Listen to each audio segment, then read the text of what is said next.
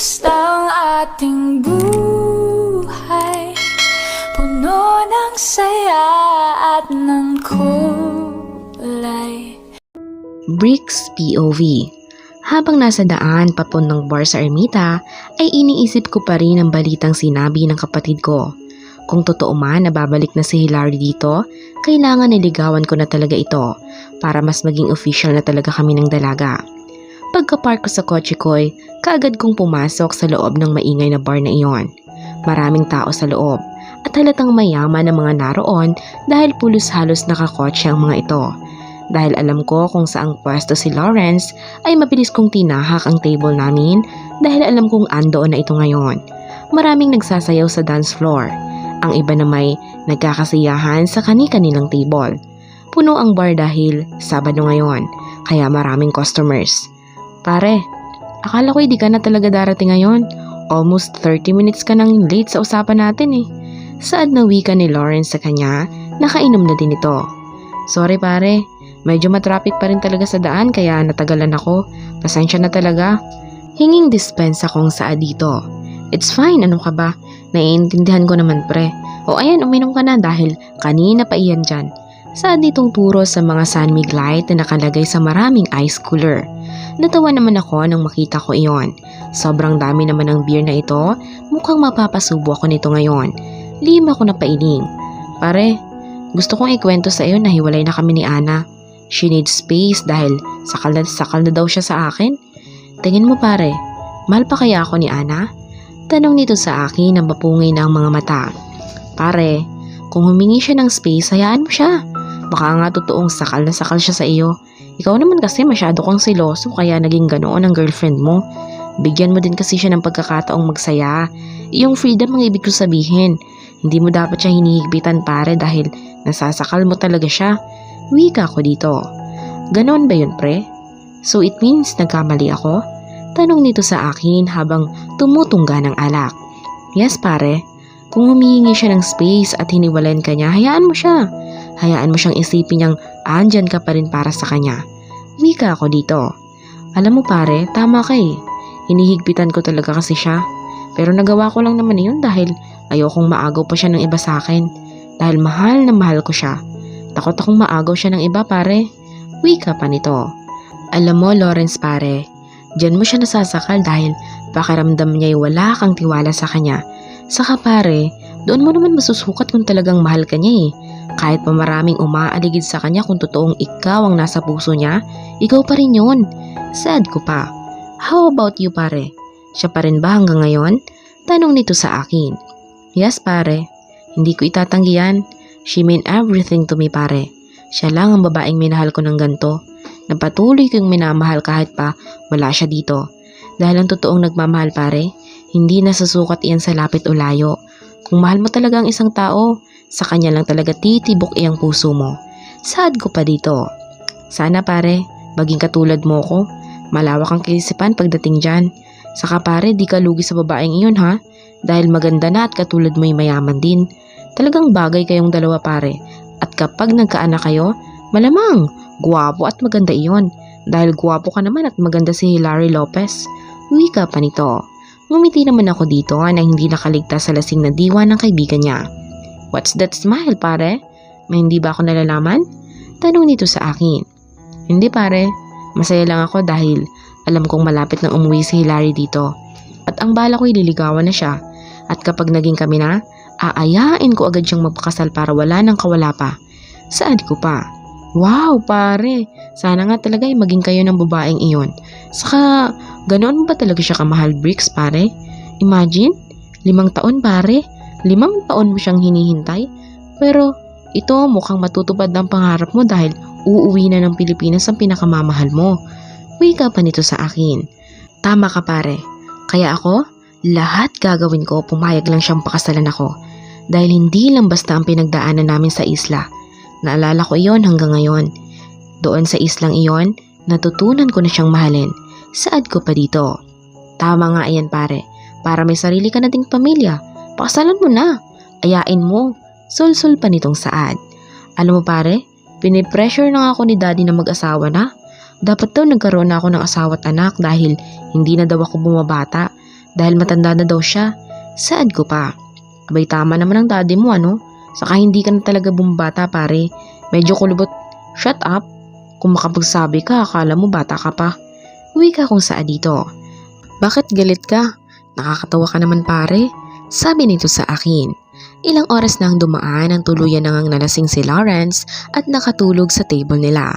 Mabilis kong tinawag ang waiter at kumuha ng silid na para sa kaibigan niya.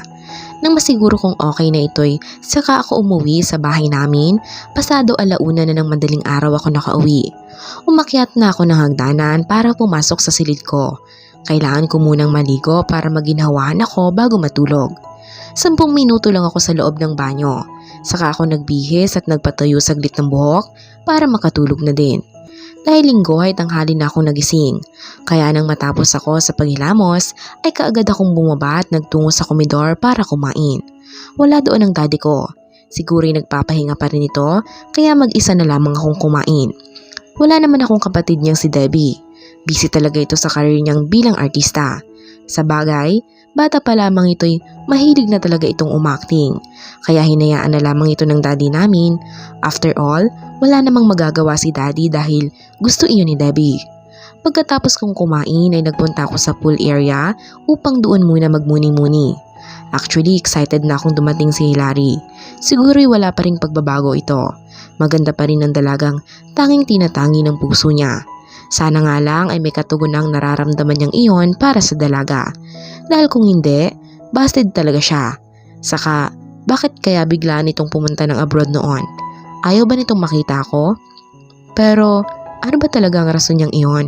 Sa bagay, base sa pagkakakilala niya sa dalaga, ay pabago-bago ang mood nito noon. Minsan maldita, minsan naman mabait ito. Naalala pa nga niya noon na palagi siyang inaaway ng babae. Kilala sa pagiging mataray ang babaeng mahal niya. Kaya maswerte siya dahil kahit papaano'y nakasama niya ang babae noon. Naaangkin, nayayakap at nahahalikan. Ngayon kaya pa kaya akong yakapin at halikan ito? Paano na lang kaya kung may asawa at anak na ito? Anong gagawin niya? Siyempre hindi siya papayag na hindi mayayakap ang babae. Dahil sa isip at sa puso ng binata, sa kanya si Hilary. At gagawin niya ang lahat, pumayag lang itong magpakasal sa kanya. At paulit-ulit niya itong liligawan hanggang sa umuo na ito sa kanya. Welcome back, Mars! Buti naman naisipan mo nang umuwi dito. Akala ko yung baka sa susunod na taon pa kayo uuwi. Sabi kasi nila tita na baka sa susunod na taon ka pa. Mukhang napaaga. Tanong sa kanya ng best friend niyang si Jama. Bumisita kasi ito nang malamang nasa Manila na ako. Lumipad pa talaga ito galing Cebu para personal na makita siya. Noon naman dumating ang triplets niya na mamanghang nakatingin si Jama sa mga anak ko. Mommy, hate ko na po talaga si Kuya Kevin. He always said that I am ugly. Umiiyak na sumbong ni Brianna sa kanya. Namumula na ang pisngi at ilong nito dahil umiiyak na nga. Tiningnan ko si Gemma. Nakangiti itong nakatingin sa anak kong babae. Kevin, why you always bullying Brianna? Wika ako sa anak kong lalaki kahit kailan talaga pasaway itong si Kevin. I'm just joking, mommy. Pasimpleng sagot nito. Yaya Elsie, kunin niyo na nga muna itong si Brianna. Bihisan niyo na din po. Tawag ko sa yaya ng mga anak ko. Mabilis naman itong tumalima at kinarga ang anak kong babae. Saka ko binalingan si Kevin at Joseph. Si Jama naman ay nakatingin lang sa mga anak ko. Kevin, ano bang nangyayari sa iyo? Bakit palagi mong binubuli si Brianna? Hindi magandang tingnan anak na kayo pang mga kapatid niya ang nambumbuli sa kanya. Dapat kayo pa ang nagtatanggol sa bunsong kapatid ninyo. Mahinahong saad ko dito.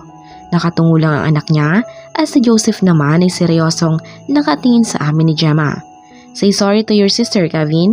Naiintindihan mo ba? Saad ko pa. Yes, mommy. Sagot naman ito. Sige, umakyat na muna kayo sa silid niyo.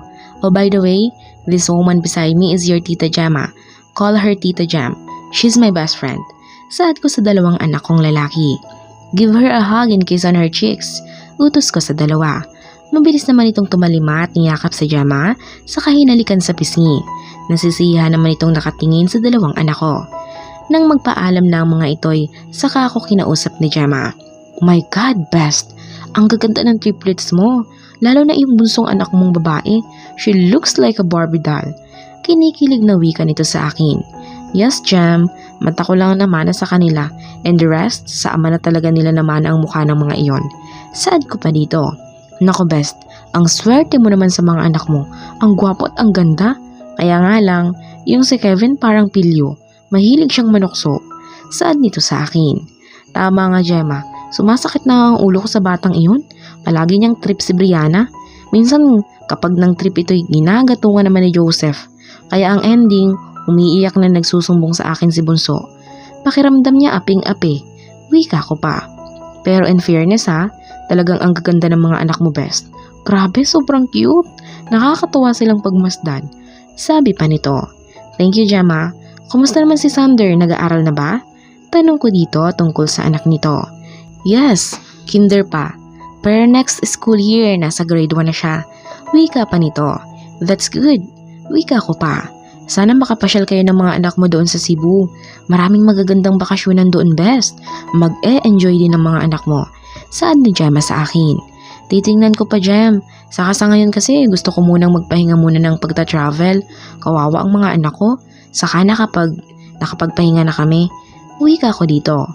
Well, kung iyan ang gusto mo, pero seryoso best. Di pa ba nila hinahanap ang daddy nila? Dahil sa pagkakaalam ko, mga ganyang edad naghahanap din ng mga ama ang mga iyan. Saad pa nito? Honestly, Gem, palagi na nilang tinatanong ang ama nila kung saan daw ito nakabase at kung saan ito nakatira. Syempre hindi ko maitatago habang buhay ang tungkol sa kanilang ama. Wika ko pa. Bakit ayaw mong ipakilala sila, Hilary? Alalahanin mo, lumaki na ang mga anak mo. Maghahanap sila sa kanilang ama. Wika pa nito. I know. Pero hindi pa ako handang ipakilala sila sa ama nila, Gem. Pag-amin ko, saad nito. What do you mean? Di ka pa handa, Hilary? Kailan ka pa pwedeng maging handa, Hilary? Kapag lumalaki na lalo ang mga anak mo? Saad pa nito. I don't know, Gem. I'm scared baka kunin sila ng ama nila. Pag-amin ko pang wika dito. Diyos ko naman, Hilary. Malalaki na ang mga anak mo. At mukhang napalaki mo naman ng tama ang mga anak mo. At matitalino naman ito. Maiintindihan nila iyon. Sana, wag mo naman ipagdamot sa kanila na makilala ang tunay nilang ama. Patuloy pa rin saad nito. Malalim akong napahugot ng puntong hininga, saka nagsalita dito. I'll try my best, Gem. Nanula sa bibig ko. So, paano?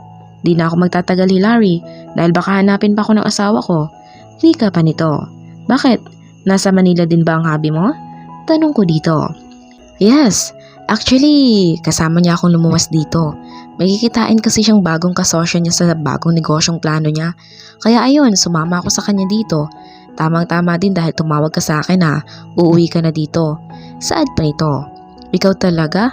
How about your son? Tanong ko pa. Well, mayaya naman siya. Saka matanda lang naman ang ilang buwan ng anak ko sa mga anak mo. Kaya nakakaintindi na din iyon. Wika pa nito. Sa bagay, tama ka naman. O siya, sige na. Lumakad ka na at para makauwi ka pa ng maaga sa bahay. Saad ko dito. Sige na, Hilary. Aalis na ako. Hihintayin ko ang mga tawag mo kapag gusto mo nang magbakasyon doon, ha? Wika pa nito. Yeah, sure. Basta tatawagan na lamang kita. Saad ko dito. Okay, sagot pa nito. Nang magpaalam na ito'y kaagad akong umakyat sa silid kung saan andoon si Brianna, ang bunso niyang anak.